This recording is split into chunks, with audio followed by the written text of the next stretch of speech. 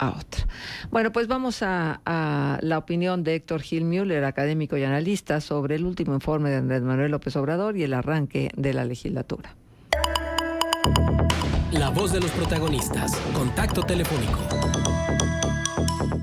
Muchísimas gracias, Héctor, por estar con nosotros para arrancar semana. Nada mejor que hacerlo contigo. Te agradecemos muchísimo y qué bueno que podemos comunicarnos para escuchar tu opinión sobre el último informe de gobierno de Andrés Manuel López Obrador. Lo que yo vengo detectando es que en muchos medios de comunicación nacionales hay un contraste entre lo dicho y lo hecho. Un poco como esta señora que salía a decir que los medios eran mentirosos, pues entonces esta parte como de decir esto fue lo que dijo el presidente, pero la realidad de los hechos es esto otro. ¿Qué te pareció el informe? ¿Cómo cierra el presidente? ¿Te parece que cierra de una manera fuerte, contundente? Claro, más contundencia que la elección de la doctora Claudia Sheinbaum, imposible, pero él en su persona, ¿cómo lo viste? Mi estimada Marcela, pues es todo un privilegio poder saludarte a ti y a todo tu auditorio. Gracias por la invitación y esta oportunidad. Y coincido, como tú bien dices, en que pues este informe de cierre estuvo cargado de todas las lo emocional que ha marcado el mandato, que ha marcado el periodo, un periodo que sin duda ha sido construido a partir de la esperanza, a partir de una imagen a futuro que no se ha podido consolidar en el presente, sino que continúa siendo a futuro un informe marcado como una parte de un gran tiempo de gobierno, de un gran periodo de gobierno, que como tú bien indicas, las consecuencias de este régimen pues ha sido una avasalladora mayoría tanto en las gobernaturas como en las diversas cámaras, y una presidenta pues que llega con un voto popular bastante alto. Este informe de cierre pues parece que no se trata de un cierre, sino simplemente de un cambio o una entrega de estafeta, y coincido con muchos otros analistas respecto a la dificultad que eso conlleva en un tipo de régimen democrático. Uh-huh. Ya incluso la propia presidenta Claudia Sheinbaum se ha referido a su periodo como ese segundo piso en la cuarta transformación, haciendo ver ese episodio histórico de Andrés Manuel López Obrador, pero también como una continuidad de los proyectos que no se han podido concluir, que tan solo se han logrado ver en sus primeros avances, pero ningún resultado se ha podido consolidar. Uh-huh. Desde el plano económico, desde el plano de seguridad, desde el plano incluso de desarrollo social, pues se ven algunos hallazgos, pero no como algún programa concluido, ¿verdad? Sí. Claro que el tema que más duele, porque finalmente es el que nos afecta a todos los mexicanos, es el tema, uno de los que más duele es el tema de la salud. Y entonces esta insistencia del presidente de hacer un sistema de salud como el de Dinamarca y mencionar ya al final que ya tenemos un sistema de salud mejor que el de Dinamarca, mueve a pensar si realmente lo cree y con base a qué lo cree, o cómo piensa realmente que es el sistema de salud de Dinamarca. ¿Se ha dado la vuelta por los institutos mexicanos del Seguro Social en diferentes lugares del país?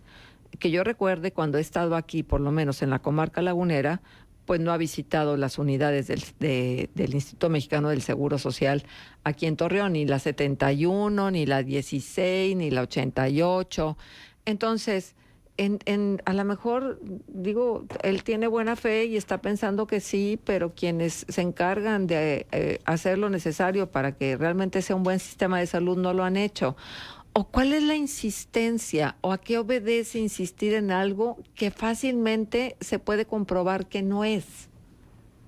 Sí, coincido Coincido contigo, y fíjate que ahí está uno de los grandes problemas de la falta de claridad. No es lo mismo ver que tener claridad. Y me parece que los elementos que han usado para compararnos con otros, pues son los elementos que hemos alcanzado, ¿verdad? Y si habla del acceso universal, pues claro, esa es una característica de nuestro sistema de salud, apoyado con lo muy adelgazado sistema del bienestar, y además los institutos públicos de salud. Si con eso se significa la cobertura de toda la población, pues sí, esa es una de las características que tenemos. Pero si nos comparamos en términos de calidad, en términos de resultado, en términos igual de positividad o de recuperación del enfermo, pues claro que quedamos muy atrás. Entonces, ¿qué es lo único que queda para tratar de revertir esos resultados? Decir que estamos en el camino y que seguimos en el camino. Pero ¿cuánto durará ese camino? Escribía yo hace un par de días en un artículo de cuánto nos va a durar en México este concepto de la esperanza. ¿Cuánto vamos a esperar hasta poder identificar que ese no es el camino correcto o esos no son los resultados que estábamos esperando?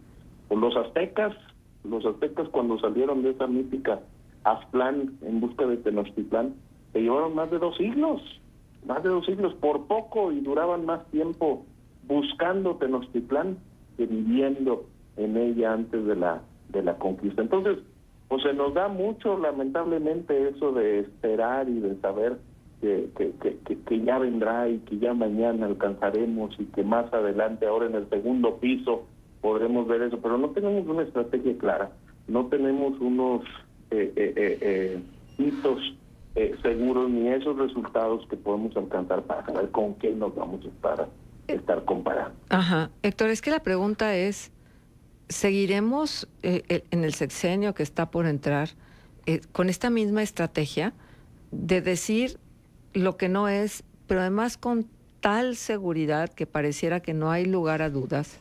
Y entonces seguir creyendo que lo que nos están diciendo es real. Porque fíjate, el Sabueso de Animal Político dice que a nivel nacional, entre el 18 y el 22, hubo un aumento del 30% en el gasto del bolsillo de los hogares en salud, que afectó en particular a los hogares con menos ingresos. Esto es dato de México Cómo Vamos y el Centro de Investigación Económica y Presupuestaria, el CIEP, citando datos del INEGI.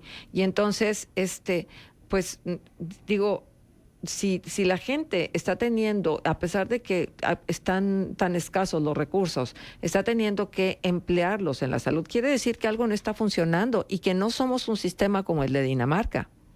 Claro, y además no estamos considerando que no se trata de un acceso a la salud preventiva, que se trata de un acceso a la salud que también es resultado de una carencia de políticas públicas que en su momento pues nos ha hecho que México sea uno de los países con el mayor consumo de bebidas endulzadas, con el mayor consumo de alimentos que dañan la salud, que está demostrado que dañan la salud. Entonces la ausencia de esas políticas públicas, de esa estrategia preventiva, pues es obvio que va a generar y va a aumentar estos problemas. Yo sigo siendo algo optimista en que el perfil de la nueva presidenta Claudia Sheinbaum sea un tanto más científico, y al ser científico se apoye más en la evidencia concreta, en los datos, en los números, y al menos así parecía iniciar su gabinete y la conformación de su gabinete. Veremos si logra contener todos los tentáculos que existen dentro de Morena y la llegada de muchos políticos que parece que no suman una visión científica dentro de su equipo de trabajo. Ella también ha reconocido que su estilo de comunicación es muy diferente y por eso no ha querido ni establecer ni concluir si va a continuar con este modelo de las mañaneras, que al final de cuentas ha sido una manera de secuestrar la agenda la agenda pública, de poner los temas sobre las mesas, de responder de una manera no confrontar algunos de los temas que se presentan, y también pues de narrar quiénes son los que hablan con la verdad y quiénes son los que mienten desde una perspectiva unilateral. Entonces ella misma reconoce que no tiene ese perfil y ese carisma como para tratar de continuar con ese modelo, y quizá esa sea nuevamente que aparezca el imperio del informe escrito, el imperio de los números proyectados, el imperio de los informes presentados, y con eso podamos regresar un poquito a la objetividad, porque si no, pues ¿cuándo va a terminar la esperanza, verdad? ¿Cuándo nos vamos a dar cuenta que la seguridad no está siendo controlada, que la economía no está siendo desarrollada, y nos vamos a seguir engañando con ciertos aspectos o solamente con los indicadores que nosotros queremos contestar? Héctor, ¿cómo estás? Buenos días. Habla Manuel Cerrato, con el gusto de saludarte. Esto último, si yo lo comparto, que hay la expectativa de que Claudia Sheinbaum gobierne con un perfil más científico, más técnico, y que, bueno, a lo largo del sexenio vayamos viendo pues ese cambio, ¿no? Digo, por lo menos es la expectativa. Más allá de que, evidentemente, pues el peso que seguirá teniendo Andrés Manuel López Obrador en este sexenio seguramente será importante, pero quería preguntarte cómo has visto la conformación del gabinete, por lo menos las primeras semanas de nombramientos, pues digamos que daban buena expectativa en el sentido de que eran perfiles también técnicos, con conocimiento del área. Cayó muy bien, por ejemplo, el anuncio de Marcelo Ebrard como secretario de Economía. Luego vinieron los Marios Delgado y estas cuestiones más, un tanto más señalables, ¿no? Pero en general, ¿cómo has visto la conformación del próximo gabinete? Sí, coincido contigo. En los primeros nombramientos se veía un perfil bastante académico, un perfil de técnicos, y que parecía reaccionar también a todas esas dudas que tenía la IP. Recordemos que pues fue difícil el cómo se evaluó desde la bolsa y desde la IP el triunfo de ella, y que también parecía un cierto toque de optimismo que estaba importando el empresariado y que estaba empezando a hacer esas pláticas, y que seguramente con esta integración de su gabinete pues procuraba entregar esa paz y esa confianza en el empresariado. Pero pues ya en los últimos nombramientos se ve que se está pagando ciertas cuotas, que se están pagando ciertos compromisos, que nuevamente están apareciendo en la escena, pues personas que se dedicaban a algo totalmente diferente a lo que ahora se van a dedicar, y que precisamente de lo que criticaban pues hoy se está haciendo. Veremos si esas posiciones que hasta ahorita parecen advertir ciertas cosas, como el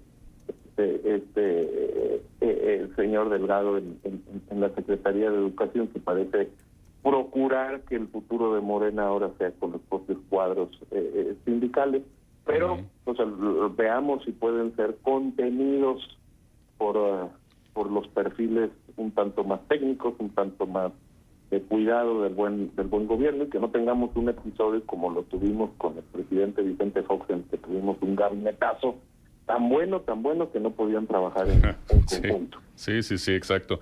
Ahora, históricamente ha habido una tendencia de los presidentes a desligarse de sus antecesores.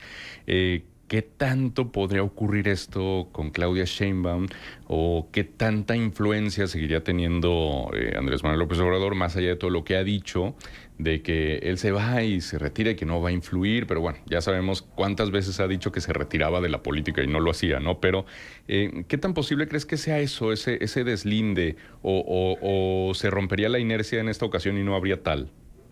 Pues es obvio que cada sexenio implica sus propias crisis, y dentro de sus propias crisis también tiene sus propios anhelos y sus expectativas históricas de tratar de superar, de crecer, de ser el uno. Pues es obvio que se va a presentar esa egolatría y ese ego de saberse en la cúspide de poder, es obvio que se va a presentar, pero Me parece que Claudia Sheinbaum es una mujer inteligente como para entender que su bono político, que su bono electoral, se lo debe a Andrés Manuel López Obrador y que en él va a tener siempre un oráculo, no solo que le instruya, porque dudo mucho que en ese sentido lo utilice, sino un oráculo que le ayude a entregar un mensaje de gran efervescencia social y que pueda aligerar los problemas sociales.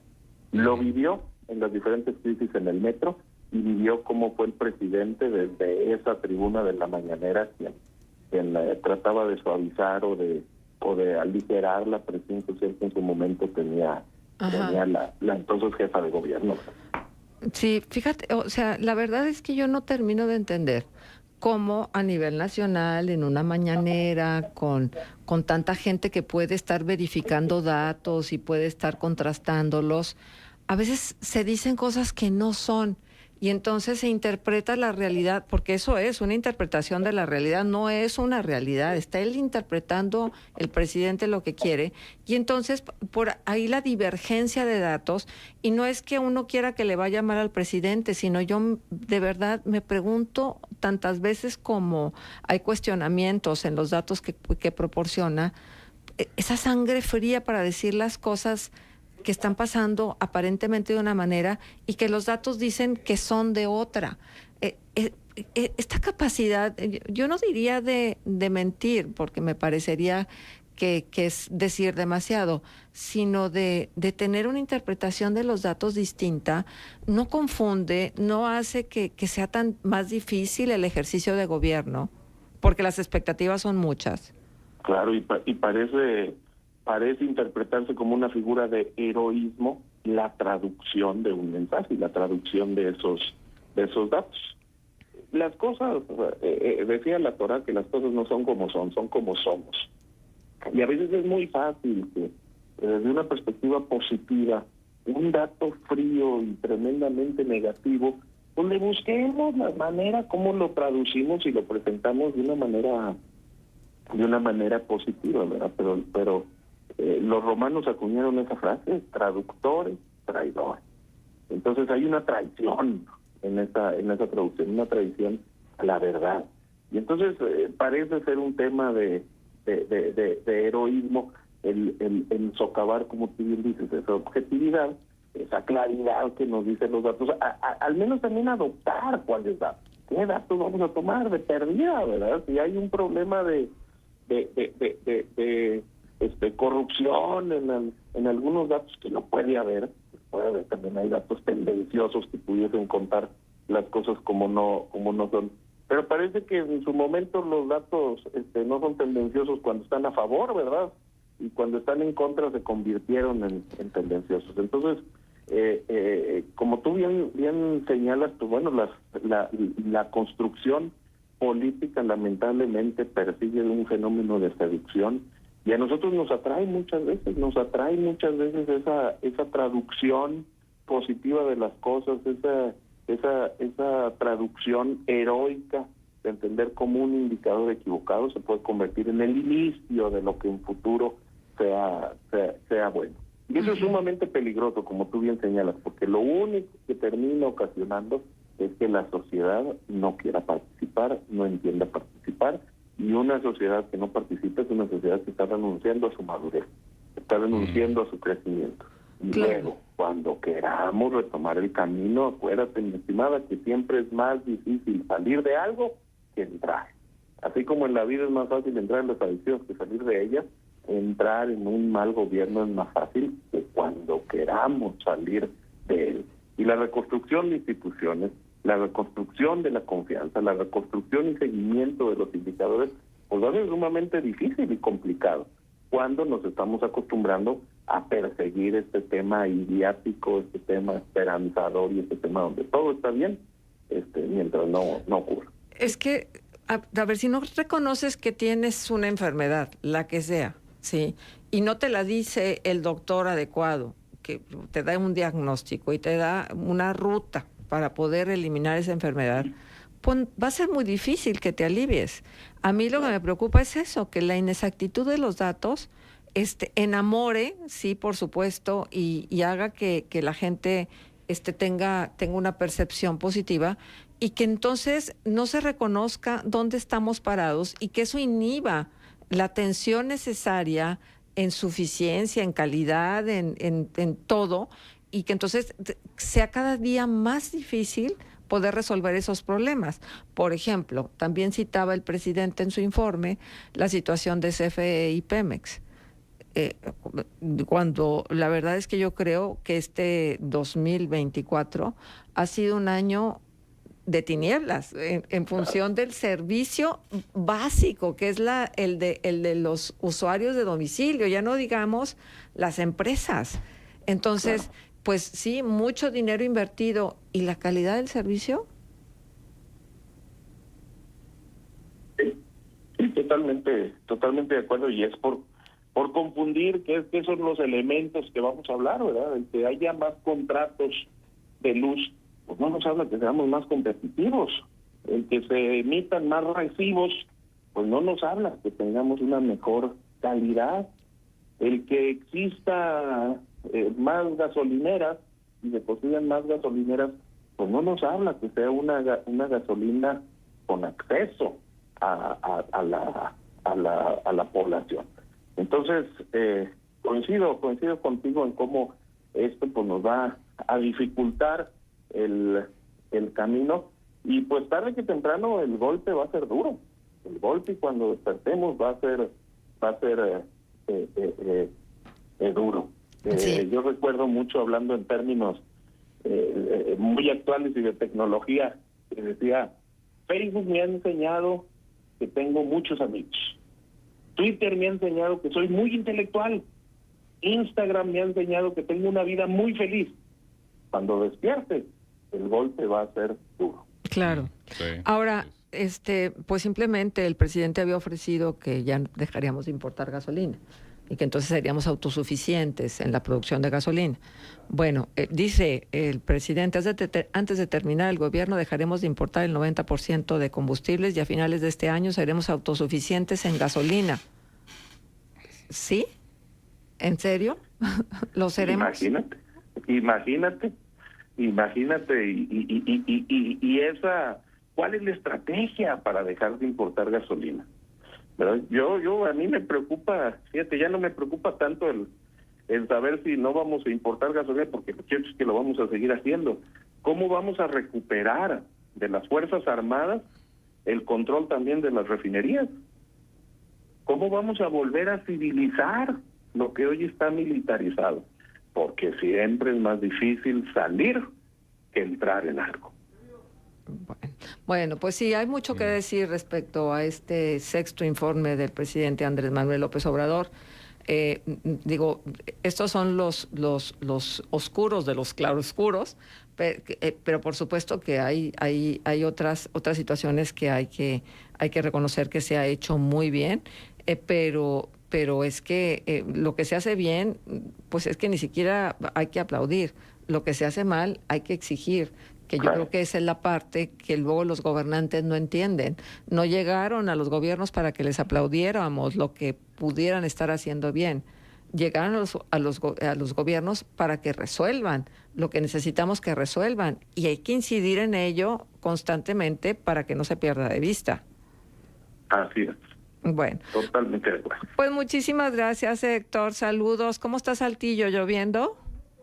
Gracias a Dios, lloviendo, con esas lloviznas que nos recuerdan el Saltillo de antaño y que justifican la necesidad de estarse echando un café calientito tapado con una concha.